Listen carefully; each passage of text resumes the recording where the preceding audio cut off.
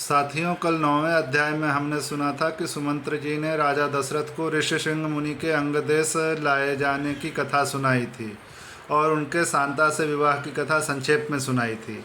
आज वही कथा सुमंत्र जी राजा दशरथ को विस्तार से सुना रहे हैं कि किस प्रकार राजा रोमपाद ने उपाय करके ऋष्यशृंग ऋषि को अपने राज्य में बुलाया और शांता जी से उनका विवाह कर दिया।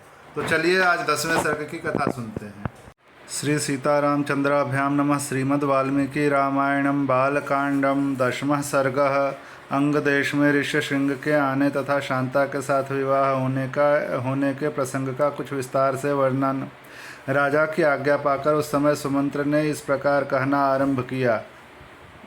राजन, रोमपाद के मंत्रियों ने ऋष्यशृंग को कहा, ऋष्यशृंग को वहाँ जिस प्रकार और जिस उपाय से बुलाया था वह सब बता रहा हूँ। आप मंत्रियों सहित मेरी बात सुनिए।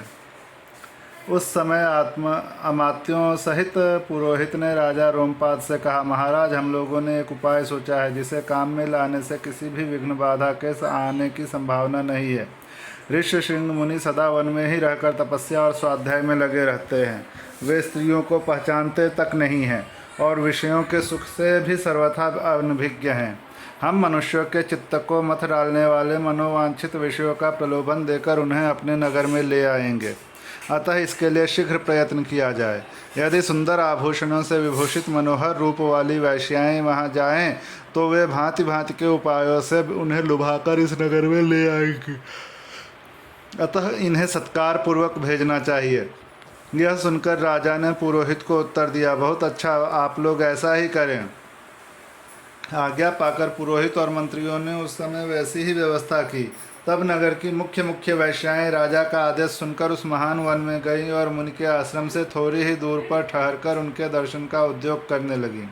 मुनि कुमार ऋष्यशृंग बड़े ही धीर स्वभाव के थे, सदा आश्रम में ही रहा करते थे। उन्हें सर्वदा अपने पिता के पास रहने में ही अधिक सुख मिलता था, अतः वे कभी आश्रम के बाहर नहीं निकलते थे। उन तपस्वी ऋषि कुमार ने जन्म से लेकर उस समय तक पहले कभी न तो कोई स्त्री देखी थी और न पिता के सिवा दूसरे किसी पुरुष का ही दर्शन किया था। नगर या राष्ट्र के गांवों में उत्पन्न हुए दूसरे प्राणियों को भी वे नहीं देख पाए थे। तदनंतर एक दिन विभांडक कुमार ऋष्यशृंग अकस्मात घूमते फिरते उस स्थान पर चले आए जहाँ वे वैश्याएँ ठहरी हुई थीं।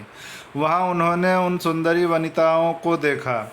उन प्रमदाओं का वेश बड़ा ही सुंदर और अद्भुत था।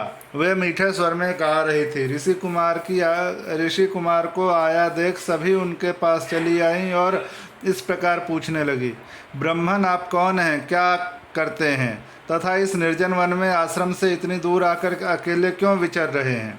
यह हमें बताइए, हम लोग यह इस बात को जानना चाहती हैं।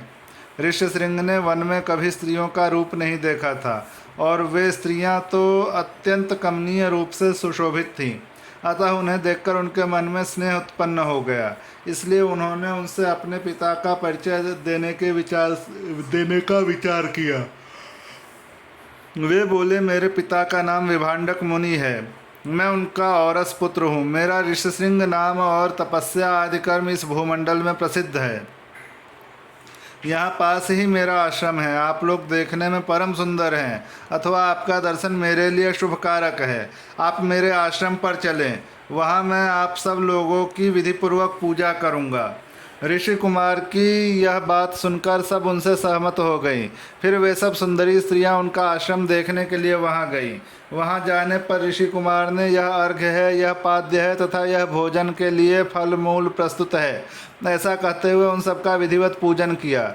ऋषि की पूजा स्वीकार करके वे सभी वहां से चली जाने को उत्सुक हुईं। उन्हें विभांडक मुनि का भय लग रहा था, इसलिए उन्होंने शीघ्र ही वहाँ से चली जाने का विचार किया। वे बोली, ब्राह्मण, हमारे पास भी ये उत्तम उत्तम फल हैं। विप्रवर, इन्हें ग्रहण कीजिए, आपका कल्याण हो। इन फलों को शीघ्र ही खा लीजिए, विलंब ना कीजिए। ऐसा कहकर उन सब ने हर्ष में भरकर ऋषि का आलिंगन किया और उन्हें खाने योग्य भांति भांति के उत्तम पदार्थ तथा बहुत सी मिठाइयाँ दी।